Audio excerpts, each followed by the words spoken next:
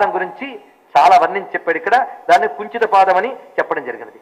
ఇలా చెప్పగానే ఆయన ఇవన్నీ కూడా భావన చేస్తూ ఆ నటేశ్వరుని దర్శనం చేసుకుని పరవశించిపోయాడు మహానుభావుడు. ఇలా సాధన సాగుతూ ఉండగా ఒకరోజు ఆకాశం నుంచి కాంతిపుంజం దిగువ రావడం కనబడింది వీళ్ళందరికీ. ఏమిటా అని చూస్తుంటే భూమి మీదకి వచ్చింది ఆ కాంతిపుంజం. చూస్తూ ఉండగా అతను వశిష్ఠ మహర్షి. ఆయన చెప్పాడు, వశిష్ఠ మహర్షి వీరికి ఈ మనువులకు మొదటి నుంచి అనుబంధం ఉన్నటువంటి మహర్షి. ఆయన చెప్పాడు, నాయన మీ నాన్నగారు వృద్ధులైపోయారు, నీ తమ్ముళ్ళు అసమర్థులైపోయారు, నువ్వు వచ్చి రాజ్యాన్ని క్షేమంగా చూడవలసిన బాధ్యత ఉంది సుమా. ఆ తర్వాత ఇవన్నీ అన్నాడు. అప్పుడు వెళ్ళి నటేశ్వరుడి దగ్గర ఏమంటావయ్యా అంటే వెళ్ళాలని చెప్పాడు నటరాజు. నువ్వు వెళ్ళాలి అక్కడికి, నువ్వు వెళ్ళి అక్కడ సమర్థులైన వాళ్ళని అక్కడ నియమించి మళ్ళీ ఇక్కడికి రా, నువ్వు వచ్చి నువ్వు పాలన ఇక్కడి నుంచి ఇక్కడికి వస్తూ ఉంటావు, అక్కడ పాలన చేస్తూ ఉంటావు, ఈ విధంగా నువ్వు చెయ్యాలి అని చెప్పాడు. ఆ వచ్చేటప్పుడు తిరిగి అంతర్వేది అనే తీర్థం దగ్గర ఇక్కడ ఉండవలసిన 3000 మంది అక్కడ సెటిల్ అయిపోయారు, వాళ్ళందరినీ తీసుకురా అని చెప్పాడు. అయితే ఈయన వెళ్ళి వాళ్ళని తెచ్చాడు. ఆ తెచ్చినప్పుడు ఆ 3001 మంది ఉన్నట్టు మొత్తంగా వాళ్ళందరినీ తెచ్చి అక్కడ పెట్టేట. ఇదిగో అందరినీ తెచ్చానయ్యా అన్నట్టు నటరాజుతో. సరే అన్నట్ట. మళ్ళీ తిరిగి లెక్క చూసుకుంటూ ఒకళ్ళు లేట్ అక్కడ. ఈ మాట వెళ్ళి వ్యాఘ్రపడుతూ చెప్పాడు, నాతో పాటు 3001 మంది వచ్చారు, తిరిగి వచ్చాడు ఒకళ్ళు లేడన్నాడు. ఆయనలో ఉన్నాళ్లే అన్నట్టు నటరాజులో. అంటే అర్థం ఈ 3000 మంది వెళితే ఈ నటరాజు కూడా ఒక రూపంతో వాళ్ళతో వెళ్ళిపోయాడు అనమాట. తిరిగి వచ్చినప్పుడు మళ్ళీ తన రూపంలోకి తాను వెళ్ళిపోయాడు. ఇక్కడ అది ఇందులో ఉన్నటువంటి విశేషం. అంటే ఆ 3000 మంది భక్తి శివుడికి ఎంత ఇష్టమో చూడండి, వాళ్ళని మొదలలేక ఆయన వెళ్ళిపోయాడు వాళ్ళతో పాటు. ఇది అక్కడ ఉన్నటువంటి ప్రత్యేకత. ఆ తర్వాత ఇతడు ఈ హిరణ్యవర్మ అద్భుతమైనటువంటి స్వర్ణాది ధాతువులతో చిదంబర క్షేత్రానికి ఆలయాలను మొదట నిర్మాణం చేసినటువంటి వాడు హిరణ్యవర్మ. దానికి ఆగమ శాస్త్రం పాతంజలి శాస్త్రం. దాని ప్రకారంగా ఇప్పటికీ అక్కడ రకరకాల అనుష్ఠానాలు చేస్తూ ఉంటారు, ఉత్సవాలు చేస్తూ ఉంటారు. స్వామికి ఏ వేళల్లో ఏ ఉత్సవాలు చేస్తారో కూడా ఈ గ్రంథంలో చాలా అద్భుతంగా వర్ణించారు.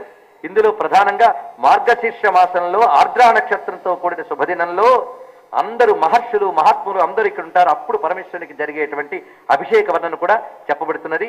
ఇటువంటి ఆ చిదంబర క్షేత్ర మహాత్మ్యాన్ని ఇంతవరకు వర్ణించి మొత్తంగా 26 అధ్యాయాలు ఉన్నటువంటి ఈ గ్రంథాన్ని పూర్తి చేసి ఉత్సవ విధానములు కూడా తెలియజేసి ఈ దివ్యమైనటువంటి ఈ చరిత్రని ఎవరు మధ్యలో ఎక్కడ ఎడతెగకుండా వింటారో అన్నారు. అంటే కొన్ని రోజులు దీక్ష పెట్టుకుని వినాలట.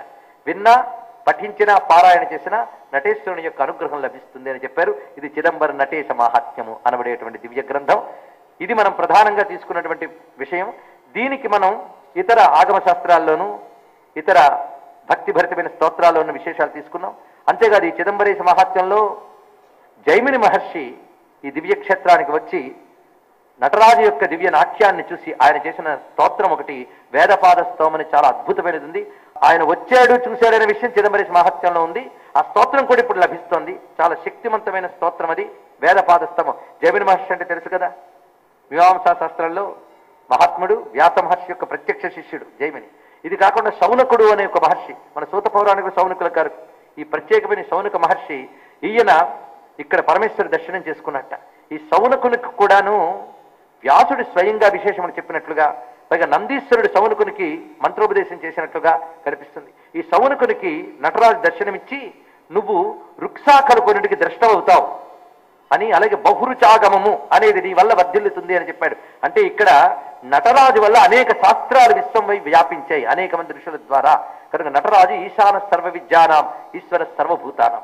అందుకే నటరాజోపాసన అన్ని విద్యల్ని కూడా అనుగ్రహించగలిగేది. కనుక విద్యామయుడు, జ్ఞానమయుడు, మోక్షప్రదాత, ఆనంద స్వరూపుడు అయినటువంటి చిదంబర నటేశ్వరుని యొక్క వైభవాన్ని బాహ్యంగా విన్న స్వామిని చిదంబరంలో దర్శించండి. ఎన్నెన్ని రకాలుగా చూడొచ్చో, శ్రీచక్ర స్వరూపంగా, చతుర్విధ పురుషార్థాలు ఇచ్చేవాడిగా ఎన్ని రూపాలున్నాయో ఆ మర్మములని